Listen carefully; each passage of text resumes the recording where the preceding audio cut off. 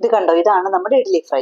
ഇനി വീട്ടിൽ ഇഡ്ഡലി ബാക്കി വന്നാലോ അതല്ല സോഫ്റ്റ് ആയില്ലെന്നുണ്ടെങ്കിലോ ഒന്നും വെറുതെ കളയണ്ട. നമുക്ക് വെറും 2-3 മിനിറ്റിൽ വളരെ കുറച്ച് എണ്ണയിൽ തന്നെ ഇതിന് നല്ലൊരു സ്നാക്കാക്കി മാറ്റാം.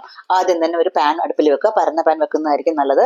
അതിലേക്ക് കുറച്ച് നെയ്യ് ഒഴിക്കുക. നെയ്യ് ഇഷ്ടമില്ലാത്തവർക്ക് സ്കിപ്പ് ചെയ്യാം. നിങ്ങൾ ഏത് ഓയിലാണോ യൂസ് ചെയ്യുന്നത് അത് യൂസ് ചെയ്യാം. പിന്നെ ഇഡ്ഡലിയുടെ ഒരു സൈഡ് മാത്രം മുങ്ങുന്ന രീതിയിൽ എണ്ണ ഒഴിച്ചാലും മതി. അതാകുമ്പോൾ കുറച്ച് എണ്ണയിൽ തന്നെ നമുക്ക് ഫ്രൈ ചെയ്തെടുക്കാം. എണ്ണ പെട്ടെന്ന് തന്നെ ചൂടായി വരും.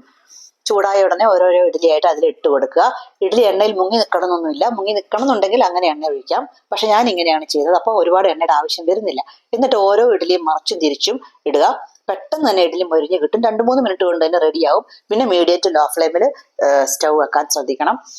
പിന്നെ ഹൈ ഫ്ലെയിമിൽ ഒരിക്കലും ചെയ്യരുതേ. നല്ല ക്രിസ്പി ആയിട്ടുള്ള ഒരു ഇഡ്ഡലി ഫ്രൈ ആണിത്. വെറുതെ കഴിക്കാനോ അതല്ല ടൊമാറ്റോ സോസിന്റെ കൂടെയോ ചട്നിയുടെ കൂടെയോ ഒക്കെ കഴിക്കാനും നല്ലതാണ്. 4 മണിക്ക് ചായയുടെ കൂടെ നല്ല ബെസ്റ്റ് സ്നാക്കാണ്. എല്ലാവരും ട്രൈ ചെയ്ത് നോക്കണേ. ഈ കുത്തിയെടുക്കുന്നത് കുറച്ച് റിസ്കിയാണ്. എന്നാലും നിങ്ങൾ നിങ്ങളുടേതായ രീതിയിൽ കുത്തിയെടുത്താൽ മതി. ഞാനിങ്ങനെ കുത്തിയെടുക്കുന്നത് എന്താണെന്ന് വെച്ചാൽ കുറച്ച് എണ്ണ മാത്രമേ കുടിക്കുകയുള്ളൂ, അതുകൊണ്ടാണ്. ഓക്കെ, നമ്മുടെ ഇഡ്ഡലി ഫ്രൈ റെഡി ആയി വന്നിട്ടുണ്ട്. എല്ലാവരും ഇതൊന്ന് ഉണ്ടാക്കി നോക്കണം കേട്ടോ. കഴിച്ചു നോക്കണം. എന്നിട്ട് ലൈക്ക് ചെയ്യണം, സബ്സ്ക്രൈബ് ചെയ്യണം, കമൻറ്റ് ചെയ്യണം. ഓക്കെ.